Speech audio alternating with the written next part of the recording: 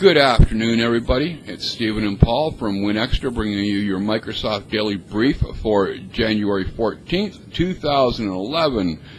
And, wow, is it ever quiet out there today? It's very quiet news-wise, but you know what?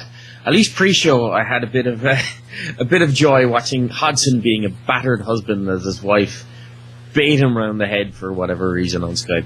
Because she loves me. Is that what they call tough love? Because I just watched your wife beat you around the back of the head a couple of times. It was funny. Yeah. Anyway, you could probably start you know how we're doing the donations drive on WinExtra, right? Yeah. You could probably start like a pay-per-view channel. People who are just sick and tired of the Hodson crankiness. So, let's have Hodson's wife beat Hodson up for money. You could probably raise a quick couple of $100 in no time doing that. I know lots of people who would pay. have a raising amount for the different types of beating I get. Exactly. A gentle smack is like $10. Hitting me with a hammer is $150. Yeah, okay. Sure. Nipple clamps for $75. Electrified nipple clamps. Up to the veins for $200. No, I am not going to pull a Chris Perillo. Thank you very much. That's right. He did the whole right on my chest. Yeah. Oh, yeah. Not to count what he did with his ex-wife too. But did you just say with his first sex toy? No, ex-wife. Oh God! There's times I love the fact that I can't hear properly what you say through Skype. What did he do with his first ex-wife? Oh, well, you don't remember the Perillo babes? No. Oh, okay. I guess this is before most of. Anyway, I've never been a big Chris Perillo fan, so I didn't pay attention to a lot of what he did. His first wife, before the one got X from who got the dog, or did he get the dog? I'm not sure which. Anyway, she was a really good-looking lady. There's no two ways about it. And they had a couple women on staff at Locker Gnome, or whatever they're calling the thing, who were also fairly well-looking. Well, they ran a spread. I'd actually have to get Freebase, one of our forum members, to dig up the links again, because I think they're still alive. But he had the Perillo babes in, semi-clothed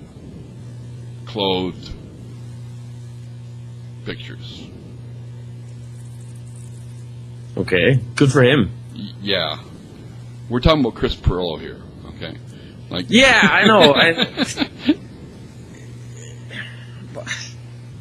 I don't know. I can't make that mental. Hey, did you see who he was hawking goods for during CES? No. Reese's Pieces.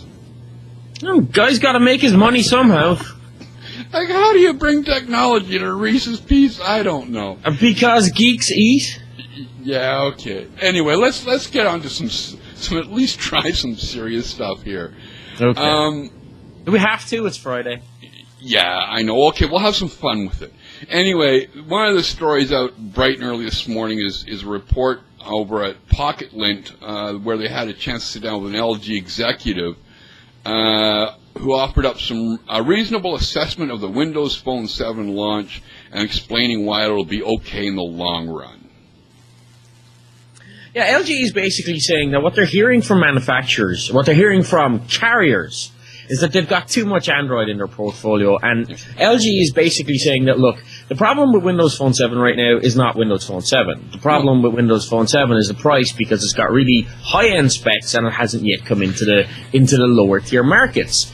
Now, there are many who would say that when you look at all the Windows Phone 7 phones out there, LG is bottom of the rack. Mm-hmm. And LG is bottom of the rack because these guys, for such a big phone manufacturer, still haven't figured out design of the physical phone. One point I do want to make, because Paul Throat went through the I guess, it made his own little points. And one of the points was raised was high expectation crushed by less than expected visibility. Now, one of the things I've noticed, and I'm not putting this on Microsoft, this is not Microsoft's fault. This is the carrier and third-party retailers who are absolutely ignoring the Windows Phone 7. I was up at the mall, and I've said this before, and I check every time I go up to the mall because there's basically 4 stores up there that sell mobile phones. Two are TELUS, 1 Bell, and 1 Rogers, and not one single one of them has anything about the Windows Phone 7 displayed anywhere. Nothing. Period. Because Android and Apple are what are at the front of most people's minds. But Android and Apple are going to remain at the front of most people's minds as long as that's all that's being pushed. Yeah. I like, the thing is, if you want to sell the product, put it up in front where people can see something about it. If you don't display that you even got the damn thing, who's going to ask? Nobody's going to ask. No. Well, they're going to. I mean, like most people looking for phones, I assume do what I do when I walk into a store. You know, most of these, when you look into a store, most of them have only what they're selling is what they have on display. So if it's not in the window and it's not on the walls, they ain't selling it. No. Oh, no, I was wrong. The one third-party retailer for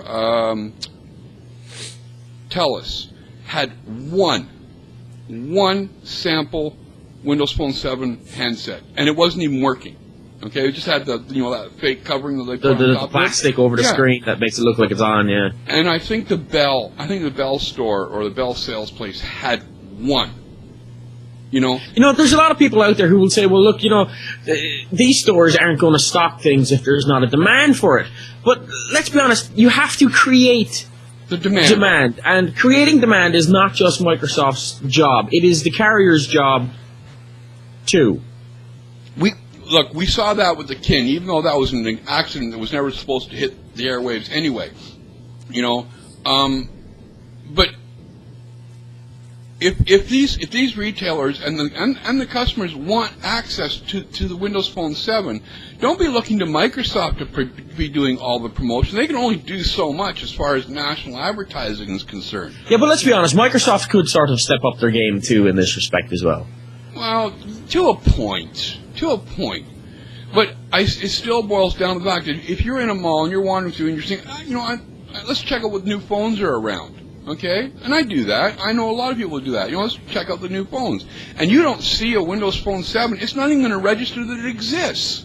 Well, I've been, any time now since the launch of Windows Phone 7 that I've been out and about here, just going around, Mobile City, where I live, I've not seen a single advertisement for Windows Phone 7 in the wild. No. Either by carrier or on a billboard or anywhere like that. But, I drive down, if I'm driving down to, say, Wally World, Walmart or whatever, and I will guarantee you I will pass at least 2 billboards that are Android-orientated. Yeah. I know of one that Cellular Saint has up right now. And an Apple billboard along the way as well. But I don't see any Windows Phone 7 stuff. No. I don't see it anywhere. So yeah, Microsoft can do a lot more for it, but the carriers need to take their thumbs out of their arses too. One of the other points that was raised in that article too is that maybe Microsoft should consider doing a 2011 relaunch of the handsets. And that's what I would agree with. But let's be honest. I mean, phone manufacturers do relaunches every year. Mm-hmm. Okay, it's called their new line. Yep. Apple does a relaunch every year by having a ever so slightly different version of the iPhone, which we're going to charge you out for the bloody nose for, and we know you're going to pay for it because you're dumber than a stack of bricks.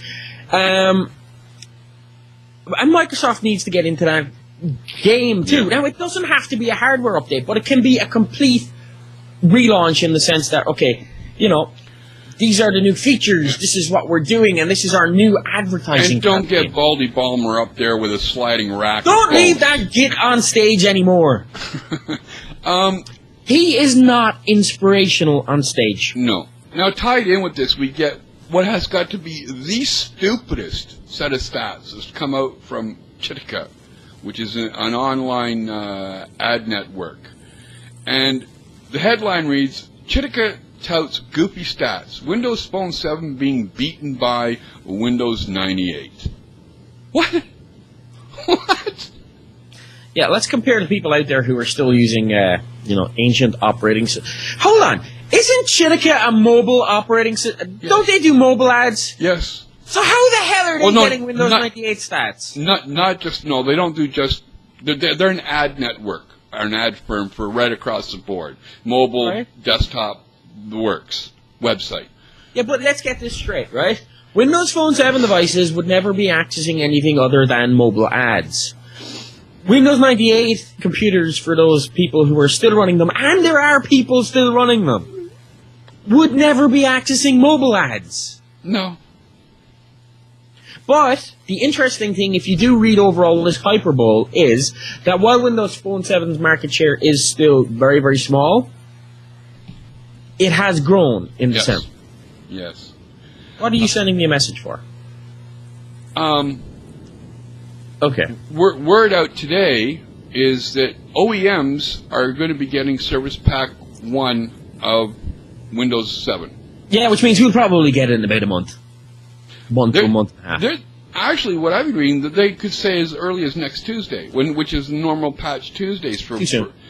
maybe, but the way Microsoft's been releasing stuff ahead of time, I don't know anymore. Yeah, I know the way Microsoft has been releasing stuff ahead of time, but it just wouldn't sort of tie up. OEMs need the time to get it, and then start getting it onto the machines, etc., etc. No, it's not going to be for another month and a half. Now, the thing is that it is available on BitTorrent for those of you who want to go ahead and get it, but right now, we would recommend that you do not. Don't. Wait, Wait. because,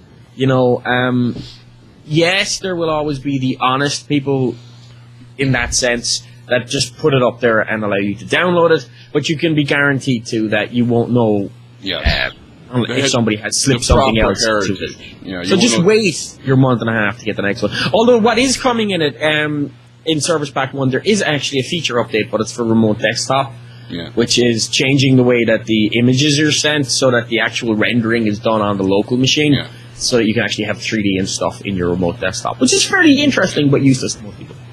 Last note before we leave you, Joe Wilcox had an interesting twist on the whole Steve Ballmer, Bob Muglia incident, where he's suggesting that this move is Steve Ballmer stepping up to the plate and saying, who's in charge of Microsoft? It's him. Yeah, but at that point, that makes this even more of a pissing match than it does anything else, because it's Ballmer saying, right, I'm in charge. How do I show that I'm in charge? Right, let's fire somebody. who don't I like? Bob Muglia. All right, fire him. Yeah. But no, all you have to do is look at Ballmer's email. The quotes that Wilcox gives in his story, you have a read of it. The quotes that he uses from Ballmer in Ballmer's email to Microsoft employees, where he's dismissing Muglia, it very much it's a near slap in the face. Yeah. So it is kind of there's some animosity there. Doesn't necessarily mean there was a falling out. It could be just simply an ideological thing. Yeah. But But Ballmer stepping up to the plate. Well, we know he needs to do it. We discussed yesterday about how the board is sending messages. But you know what? This really isn't a stepping up to the plate move, unless he's got some major new direction that he's going to take the company that none of us know about. Like, burying it. Anyway, folks, it's Friday. We hope you all have a good weekend. This has been Steve. That's been Paul. This has been WinExtra's Daily Brief for January 14th, 2011. Have a good one, everybody. Have a good weekend, folks.